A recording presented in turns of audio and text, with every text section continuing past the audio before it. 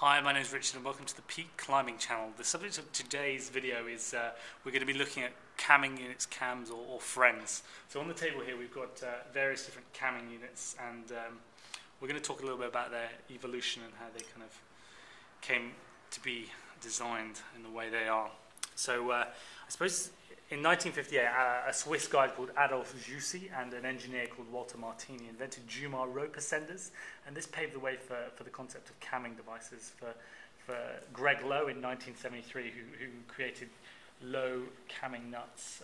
These were the first spring-loaded cams designed for anchoring. These probably influenced a climber called Ray Jardine, who developed his friends in secrecy in the mid-1970s. He's accredited with climbing the first 513 in the world, called the Phoenix, and also he put a lot of the first 512 routes up in the Yosemite Valley. Now in 1978, the first commercially successful camming units came out, and these are the Wild Country Friends. This is the size 1.5. The first sizes to come out were the size 1, 2, and 3. They later added the size 4. And a few years later they added half sizes. This is the 1, this is the 1.5, and again this is the size 4, I think.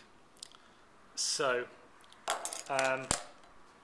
after these kind of units were produced, they changed climbing overnight, because parallel cracks that were previously unprotectable were now able to be used as protection and kind of climbed.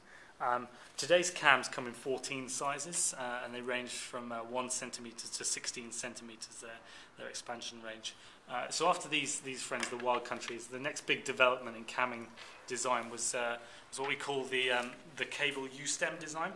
Now, camming devices like the Wild Country with the rigid stems, the forged friends here, they're best kind of placed in vertical crack situations where they load very predictably. But if you're going to be placing them in a horizontal situation, if you don't, you can place it deeper inside the crack so that when you load it, there's not a shear stress across the rigid stem here. Because if you place it in the crack like this and then it's loaded like this, as you can see, you can imagine there's a lot of stress on the stem here.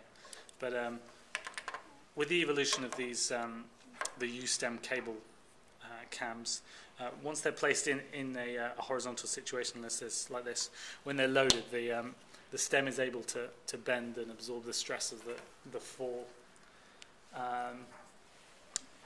After this, what came out what's called the TCUs, the three camming units. So if you look at a normal cam, pretty much most cams have got 4 camming lobes here, so 2 opposing lobes on either side.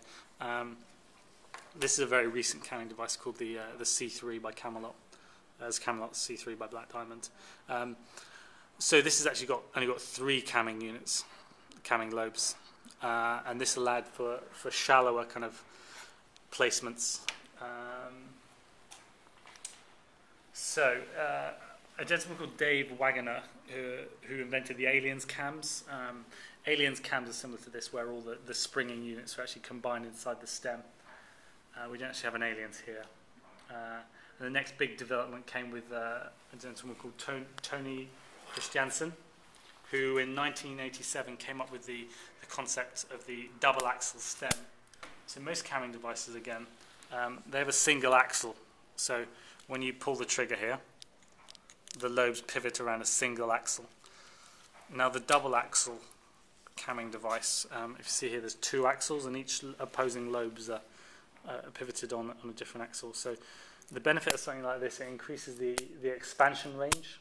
So for a single camming device, the range of expansion, the range of cracks it can protect, is much larger. We've got here's what's called an offset. So if you look at the camming device here, the gold lobes here are bigger than the red lobes, and something like this is useful in a flaring crack, where the crack is not even like a parallel crack, where the crack kind of flares.